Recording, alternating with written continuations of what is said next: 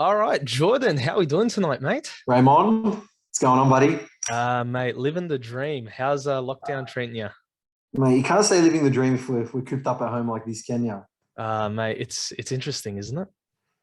I think I'd prefer to be doing this face to face with you, but circumstances don't allow, apparently. Yeah, you know what? Once we get back in the studio, we'll definitely get you back in.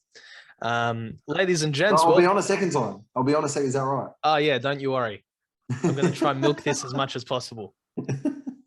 Ladies and gents, welcome to Talk to Me, the show where I get my friends to talk to me. I've got Jordan here with me today, and mate, we're just gonna talk, see where this goes, huh? Oh, I think we talk enough. I think we can do that. Yeah, why not, mate? So, how's lockdown? What are you doing? What's it changed for you work-wise? Work wise, I mean, what do we got? It's Wednesday. I've gone this Monday, Tuesday, Wednesday, so not much has changed there. Um, Work wise, nothing's changed. I Really, mean, are you working from home or are you working from the office? so nothing's changed for my work schedule. Normally Monday to Wednesday I'm in the office, and then Mhm. Thursday and Friday I'm at home. And then I've got client meetings and stuff in between. Client meetings a bit less now, but in terms of office and home, it's the exact same. So And Monday to Wednesday this week I was in the office. okay, so what do you do for work exactly?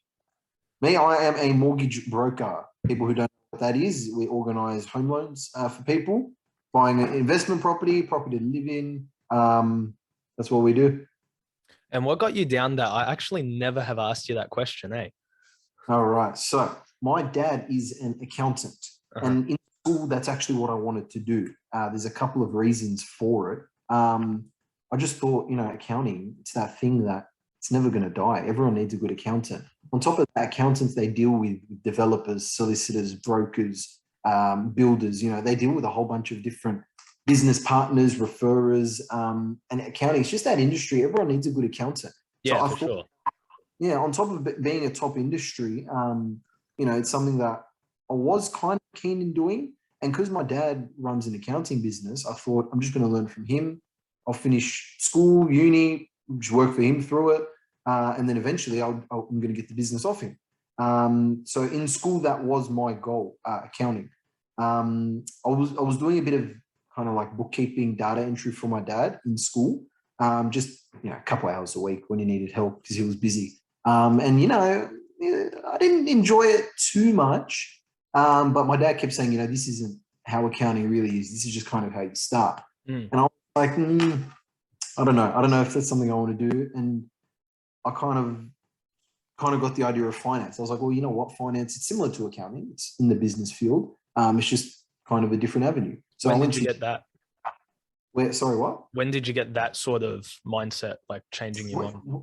I think by the time I finished high school, like because when I applied for uni after school, I went straight for a Bachelor of Business, Mm. specializing in finance. And even still, if I wanted to do accounting, that's something I could have done with that degree. And then throughout that degree, probably in the first year and a half, I decided that's it. I'm going to be a mortgage broker. Always tease my dad, and I tease other accountants that accounting's boring, sucks. But I've always found finance more interesting, and Mm. sometimes some of the subjects we were learning about in uni, they were finance subjects, obviously. And I just always found those very interesting. And then it got me thinking, well, you know what? I'm starting to get a bit older, and I don't even know how you buy a house. Like, how does that work? So I was like, you know what? Being a mortgage broker, I think, is what I want to do. And I started to ask a few people. I asked my dad. My dad has some brokers that are his clients, and he deals with them all the time. I asked some mates that were brokers, what's it like? What you got to do to become one? And I was speaking to a good friend of ours from church, Michael Saba, and I was like, mate, what's my qualification here? What do I need to do? Do I need to finish uni? Because at the time I hated uni. Like, Mm. this I was learning wasn't applicable. Everyone gets into that rut there, eh? Yeah, I mean, I was never in it. Even the first year, there's just something about it. I find people who do uni and they complete it, good on them, 100%. Did you feel like you were sort of forced into uni coming out of school? Um, Look, not exactly. I mean, I'm glad I did it for a bit. You learn from it. But I'm glad I did it for the time I did. Especially after school. Mm. I'm glad I was doing that as opposed to just not doing anything type thing. No, Uh, that's fair. But sorry, I like getting on this topic because you know me, I'm in Yeah. apprenticeships. I never went to uni. Mm. But I find it interesting because I feel like a lot of high school students think the first place you need to go after school is uni. Doesn't matter what you want to do, the pathway is uni. Did you feel like Look, that's what was being told to you by your teachers or anyone well, else? not exactly, but what I wanted to do in finance, I thought I needed a degree. So that's why I went to uni. Okay, so it was a standard pathway for you. Yeah, pretty much. And if I wanted to branch off into accounting, I could have done that too. But Mm. that's when I was back to it. I was speaking to my father. I was like, mate, I hate uni, to be honest. I go, do I need this degree? And he was like, mate, to be honest, he goes, you can finish your degree, but you still have to get your diploma to get accredited and to get qualified. So I was like, you know what? I'm over this. I hate it. So I dropped out. I went to college, online college, and got my diploma. How long did that take you? So it took it took a year. I was a little slow with it, to be honest. It was a completely online course. So that was at your own pace? Yeah, pretty Oh, much. dead set. Yeah. So it's 3 subjects, and you have 12 weeks to do each one. And basically, I did extend it because at that time, that was when I started my job as well, where I'm working now. And so I was kind of taking it a bit slower than I could have. But that was the beauty of it. You could do it at your own pace. It was a lot less stress than uni. And on top of that, everything was online. You weren't going into class. You weren't dealing with group assignments and stuff. Everything was done by you. You found the online study to be beneficial for you? Yes, 100%. And especially because this diploma, it was literally a diploma of finance and mortgage broking. So it was exactly what I use. It's very today. specific. Yeah, 100%, 100%. As opposed to uni, uni maybe 5%, maybe 10%. I use from what I learned there in my job now. So what's the big thing about mortgage broking that got you? What was it about it specifically that was like, I don't want to do accounting. I want to do this. I really like what these guys do.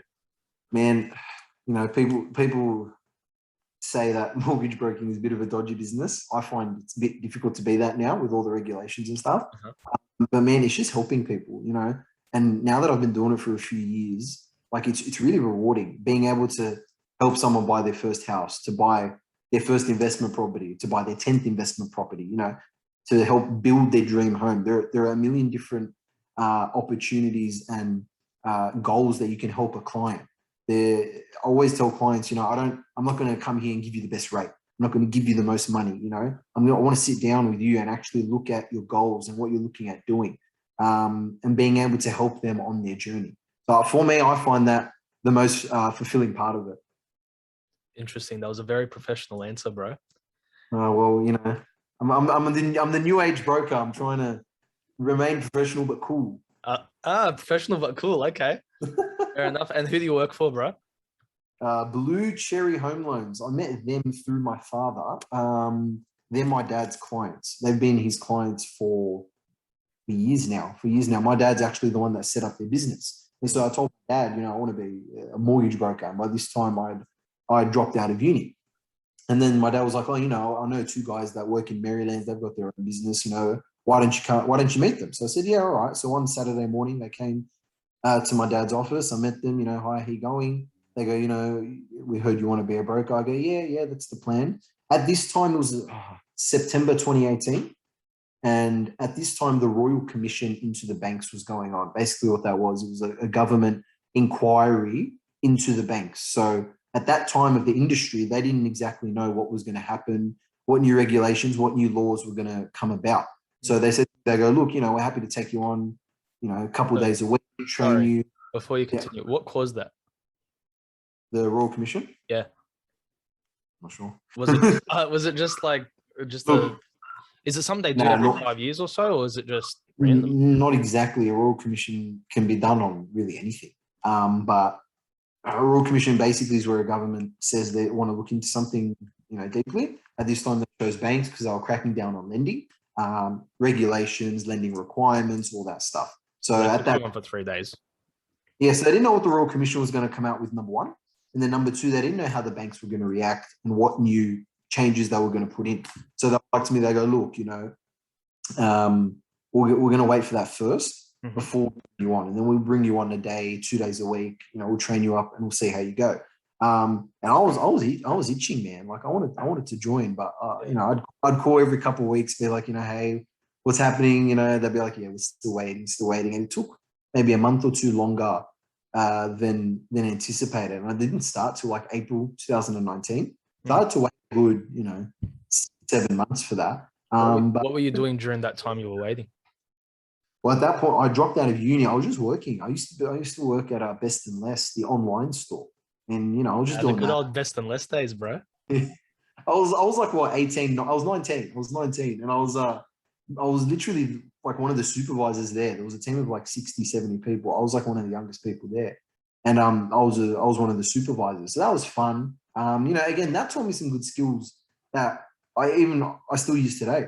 But I was just working, hanging out, having some fun.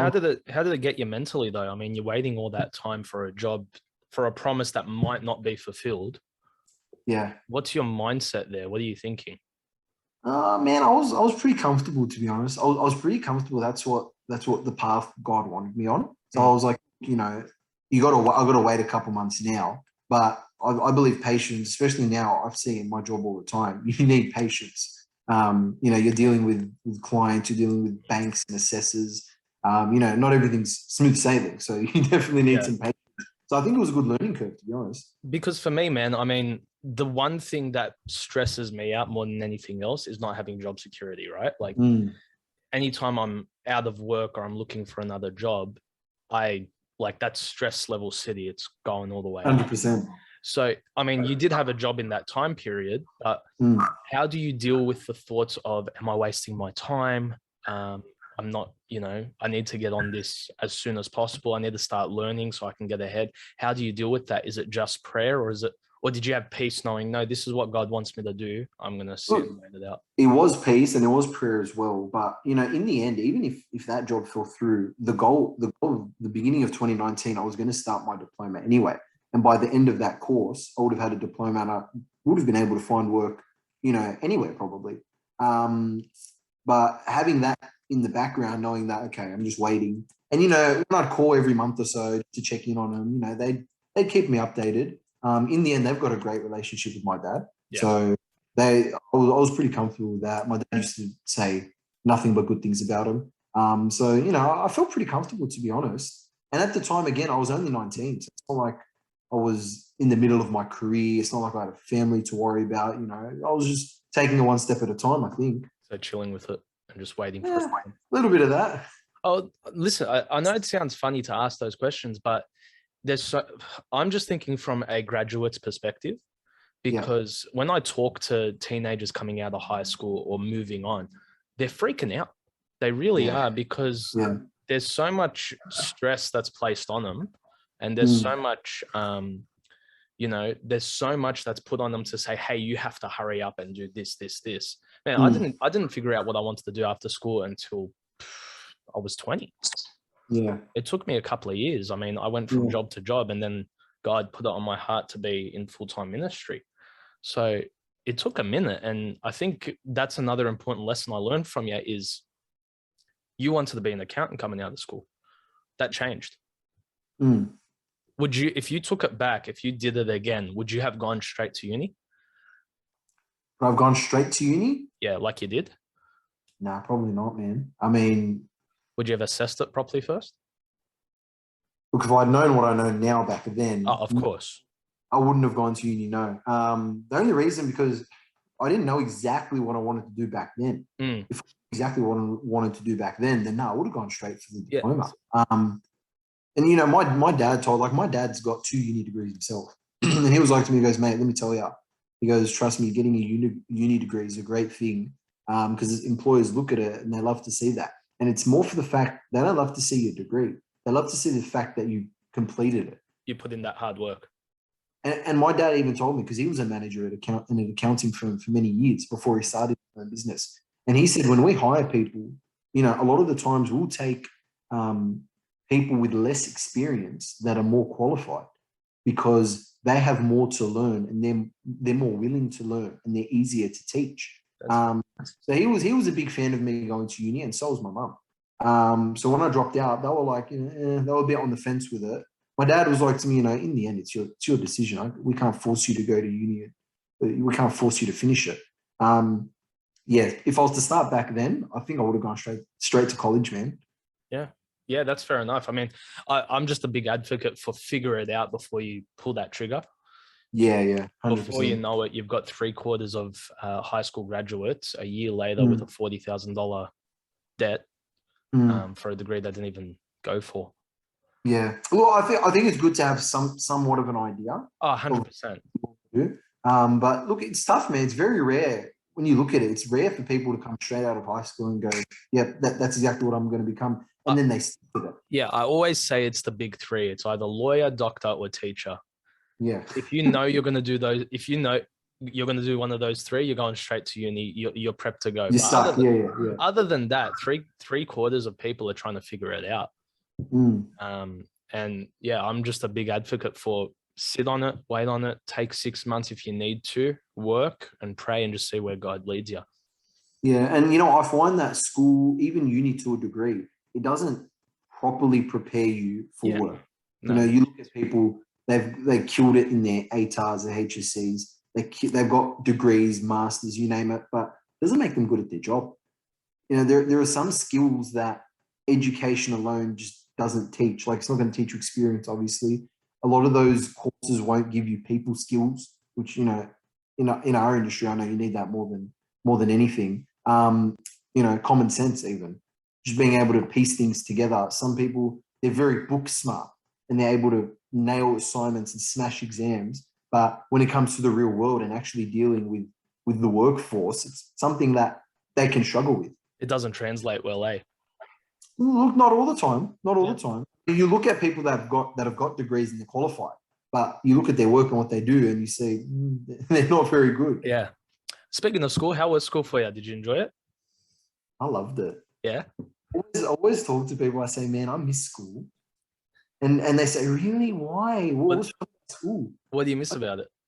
Man, yeah. When you think about it, now I work, right, and I love that. But back then, it was just every day, especially when it came to like the year 11, 12, when you've been with your grade, your mates for a while. Yeah. You're the oldest of the school. When I look back, I just think it was every day hanging out with my mates, playing basketball with them, and just having a laugh. And by that time, the teachers are your mates as well. So every day you just go, you'd have a laugh. Yeah, all right, you've got assignments and study and all that. It's a good hangout. It's so much fun. It's a good hangout, eh? Yeah, I thought it was the best. People always say, nah, don't miss school at all. I hate it. I go, nah, man, I'm the opposite. Yeah, so for me, it was year 10. That was my favorite year. Because as soon as we got to year 11, everyone started getting very serious about studying. Yeah. And my grade just sort of dropped off, and I was like, no one wants to hang out anymore. Like they're all busy studying. So year 10 was it for me, man. That was the best blood year we had, I reckon. The thing for me with school back then, like, nothing really mattered. You had nothing to worry about. Like, you had your studies and your exams and stuff. But you look back at it now, then there are so many people that, okay, they didn't do the best in their HSC, but you look at them now, they've worked hard, they've made something for themselves. 5 years later, their ATAR, their HSC doesn't mean anything. Yeah, so, it's just one of those things. You look back at it, you realize how little responsibility you had. You didn't have a mortgage, you didn't have any of this. There was responsibility is the word. And every year you get older, you get more responsibility, obviously, which that's how it happens. But back then, you're 16, you're 17, you've got nothing to worry. The biggest thing you have to worry about is getting your P's. 100%. You have to worry about. And if you flunk your test, you're going to get teased. And wanting to get it on the first shot so that you don't get teased for it. So did you get it on your first shot? Nope, I didn't. How many times did you take the test? Nah, second. I got it on the second. Okay, so you got it on the second. What you failed it on? Okay, so Joey, who works at the RMS, always tells us that a lot of applicants fail on this, all right? It wasn't just me. And my mate, who went for his P's at a similar time, failed on the same thing. There's a stop sign. The stop sign. I was nailing the head checks. Don't worry about that. There's a stop sign as you're leaving the car park. And it's behind some trees. I can't even remember now. But I didn't stop. This at Bankstown? Yep, at Bankstown. So I went straight on to the road, and pretty much I started the test and failed. So you failed it as soon as you left the center. Yeah, pretty much. But it's not like an instant fail. It's not like he says, all right, turn around. No, you do the whole test thinking you might have a shot. He leads you on for that long. 30 minutes later, I found out I failed. So yeah, see, I never had to do that was tough. I never had to deal with that. I took my test in Newcastle. Yeah. But I took it in my MX-5 back in the day. So no power steering, every blind spot under the sun. It was it's a rough car to take a test in. And manual as well. So everything was against me. Hill starts and all. Hill starts and everything, man. And I passed it, bro. I was so happy getting back there. Man, that's the worst. But the worst part was I get back, and Bankstown is one of the busiest RMSs in Sydney. So I wait another month to rebook the test. Meanwhile, all my mates are getting it, and on top of that, I'm getting teased for 1 month straight that I failed. So that was rough. But like, see what I mean? Back then, that's all I had to worry about. That's brilliant, bro. Yeah, like that was the biggest concern of our lives. 100%. That was all we had to worry about. Yeah, it was really just school, church, get your P's and move on, really. Yeah, exactly. Yeah, nice. And in church, how were those high school years for you while you were at church? Mate, we were at on Friday nights, we would go to something called Epic, which to this day, just like high school, I miss. It was run by a good mate, Mark Moon. And man, Epic was just like, all right, you've got school, it's fun, but you still got to do some work. And then Friday night you can come and everyone else is there. You're going to have a good time with Mark. You're going to get a great devotion. And then after it, you're just going to hang out and have fun. I found Sundays to be a little bit challenging because, you are stuck with your parents a little bit. But by the time I got my P's and I was able to kind of go to church on my own and all that, I found to enjoy it a lot more, to be honest. Did you become a Christian in your teen years or earlier? No, I was a kid. I was kindergarten or year 1. Oh, really? Were you that young? Yeah, I was very young, man. I went to Convent Park Christian School, and they have very, very, very strong biblical principles. So that was that I got to go there, and I was saved. Yeah, I was saved at school. I wasn't even at church, to be honest. I think I was in kindergarten. What happened? I just realized I've either heard your story and completely forgotten it, or don't know it well enough. But basically, in kindergarten, the teacher was giving us a lesson basically about heaven and hell. And I decided I don't want to go to hell. I was obviously terrified of it. I was 6, obviously terrified of it. And then after the class, I asked the teacher, I go, how do I not go there? And she explained, she goes, look, you don't have to go there. Jesus died for you. He loves you. And there's a better place that you can go if you just trust in him. And then, that was where I confessed to Jesus to become my savior. Far out. I didn't realize it was that young. So did you stay on that path pretty much the whole time? Yeah, look, I'm very thankful. I was raised in a pretty conservative household. Christian school all my life. Primary, high school, I went to a different high school, but again, it was a Christian school. And I was raised with, you need to be at church every time church is on, you should be there. So Sunday morning, Sunday night, Friday night.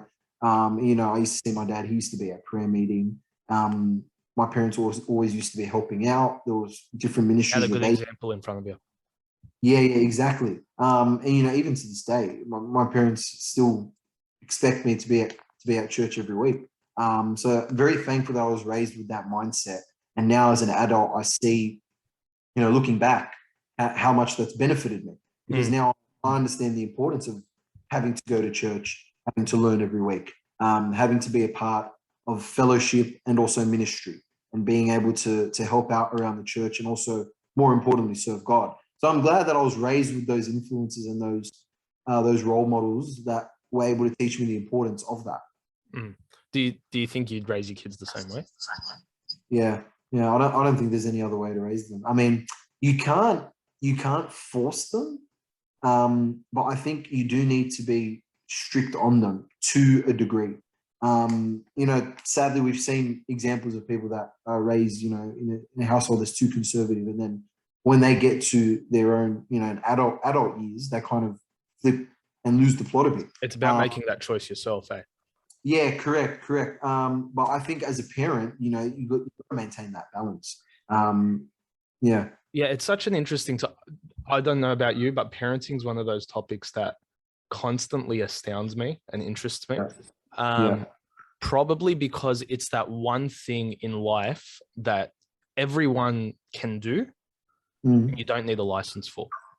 Yeah. And there's no rules. There's no strict rules. And yeah, unless you follow what a moral compass like the Bible or God's Mm. teachings for it, it's a Mm. very, very interesting topic, man, because you can see how good parenting uh, brings out good kids, and Yeah. bad parenting leads the other direction. It's Yeah. interesting. So when did you start getting into ministry? So you saw your parents doing it. When did you start actually doing it yourself? Uh, I was young, man. Like my first ministry was probably like orchestra. I would have been like That's right. 13, Yeah, we 13 did years. orchestra a couple of years ourselves, eh? Yeah, that was probably my first one, and then eventually moved on to things, like cleaning the bins once a week, every Sunday night, just little things like that. And at the time, I didn't ever realize, like, oh yeah, I'll go do it, whatever. But I didn't realize what ministry actually meant till I was probably like maybe late teens, and then I started to realize the importance of ministry and what God, expects from us, and Yeah. how it actually benefits, not only us, it also benefits the church, and it's also glorifying to Him. And that was something I didn't understand until I was early teens. Oh, sorry, late teens probably. And then when did you realize what God wanted you to do at church? Because there's those years where you go through every other ministry, whatever it is. Yeah, Then yeah. then there's that point where God says, okay, you've had your experience. Now I really want you to do this. This is your main ministry. First off, what is your So main ministry? I've got two. I think the main one is Bible Club. Mm-hmm. You know about that. That involves on Friday night teaching kids anywhere from kindergarten to year 6. Mhm. And then my second ministry would be choir. Bible Club was one of those ministries I actually didn't want to be a part of.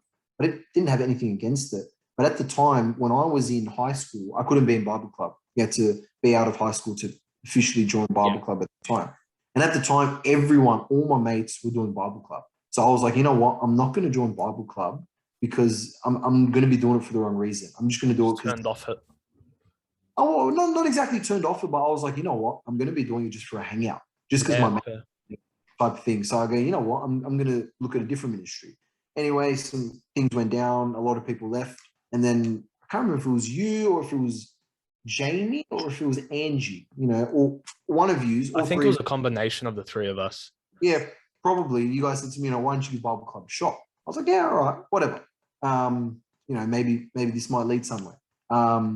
Jumped in my first class, didn't know any of the kids' names, didn't know what was going on. I was lucky because I remember how Bible Club was when I was their age, and I was in Bible Club as a kid myself. I kind of got the general gist of it, idea of it. And I was like, let's just run with it. I think we were doing games that night or something. I was either with you or Jamie. And I was like, yeah, let's see how we go. And the first night, I was like, you know what, this isn't so bad. And I think you asked me, would you come back again second week? I was like, yeah, why not? One thing led to another. 4 years later, I'm one of the main teachers in Bible Club. Looking back, it happened so quick, but no, definitely glad it did. What's the biggest challenge you find in there? Man, for me, preparing the lesson. Mm. And when I say preparing it, it's not the fact of writing it. I'll write the lesson in 5 minutes. In the end, you're teaching to kids. You just have to break it down for them. Yeah. That's not the difficult part. For me, the difficult part is realizing, like, when I was a kid, I remember all my teachers. I remember what they taught me when I was a kid.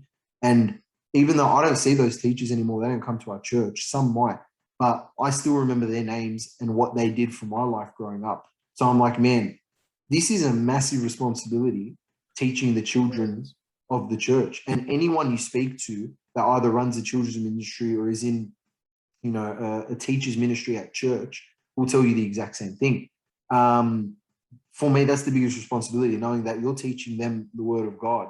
And a lot of these kids are going to get saved at this age because a lot of those kids are raised in the church, but they come to church every week, just like you and I did when we were kids. So I find just a massive responsibility.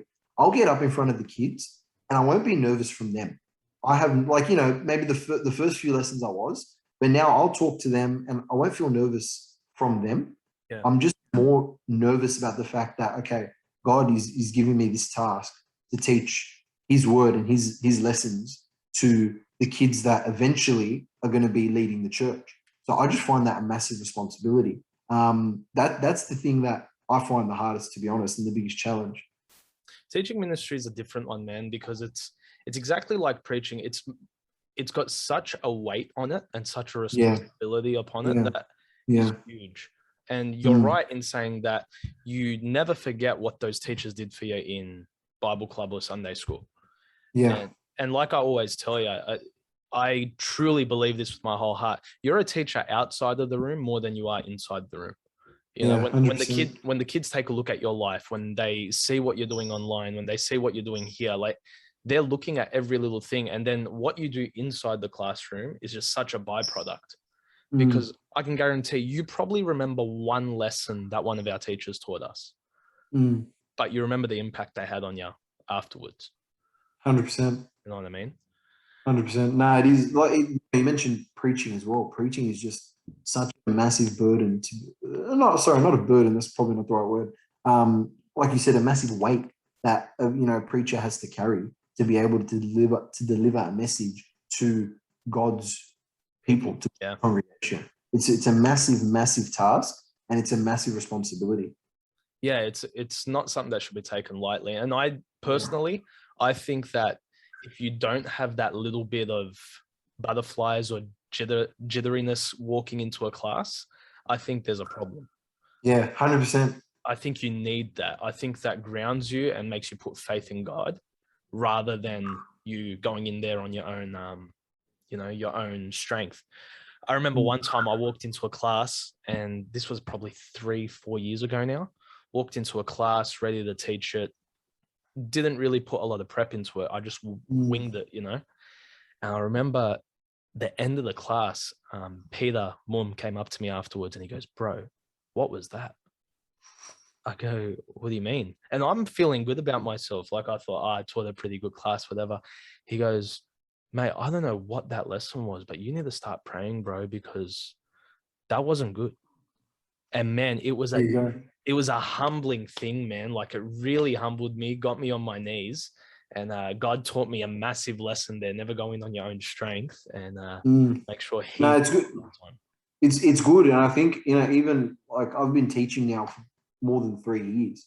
And every week, like you said, I've still got like those butterflies. Again, it's not from the kids, but it's the fact that I want to be able to give them a lesson, something that they can learn, and something that will actually impact them, and something that they'll remember from God's word, which is the most important thing that they can learn at their age. Like I said, it's just a huge task. I'm very, very thankful that I get to be able to do it. But like with any ministry, it's a responsibility, and you have to own up to it. That's it, bro. And it's a responsibility God's laid on your lap. That's it. Just like everything else, bro. I mean, how do you find the balance between work and church and ministry and all that? Like, you're single, so you don't have a family that you're taking care of, like Danny's episode last week. But how do you find your balance? What are you doing? Look, it's tough. I'm not going to lie, especially with my job. Like by the time I finish work, you're just wiped. Your mind is wiped because you're dealing with numbers. You're dealing with clients, urgent settlements. It's a very yours would be very mentally taxing, eh? Yeah, it is. But I'm thankful for it. I love it. It's fun. It's a challenge, but it's draining. Yeah, it's sure. draining. We talk about that in the office all the time. Like we'll just be sitting there. We'll be like, man, I'm finished. But that's just how the industry is. And again, I'm very, very thankful for where God's put me, in my work, in my office, in my job, and all that. In terms of balance, man, prayer. That's the most important thing that can keep you grounded. In the end, your job and anything you make, it's all from God anyway. So I find if you're not making time for ministry and for your own personal devotion and quiet time with God, it's like, well, what are you doing? It's like, you shouldn't be prioritizing work and study over ministry.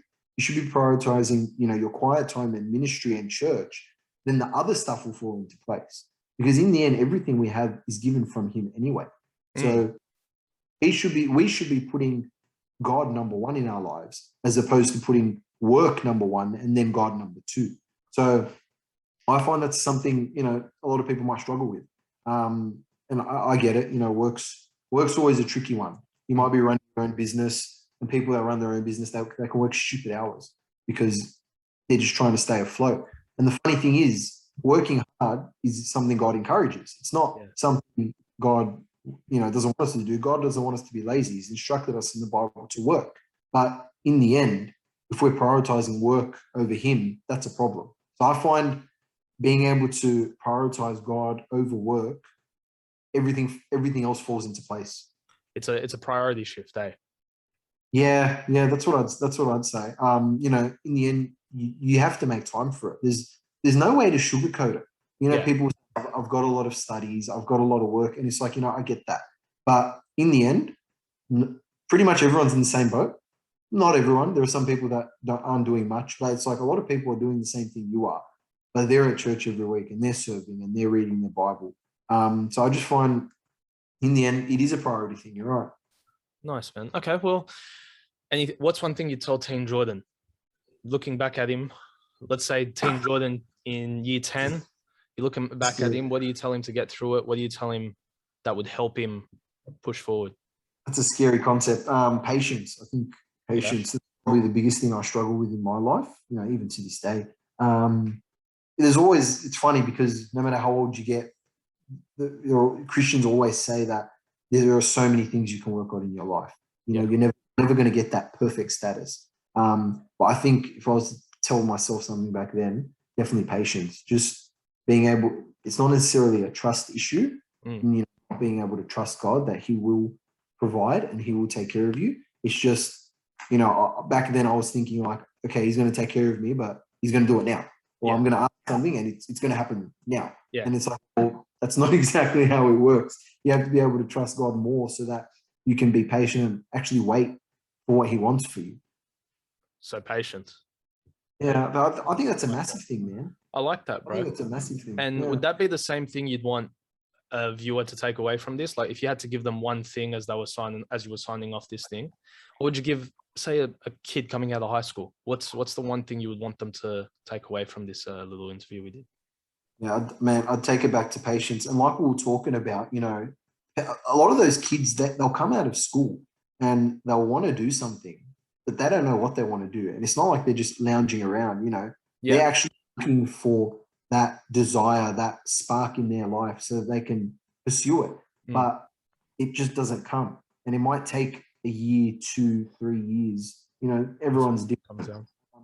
And, they'll be praying. They might be praying and they might be reading the Bible and saying, God, show me what's next in my life.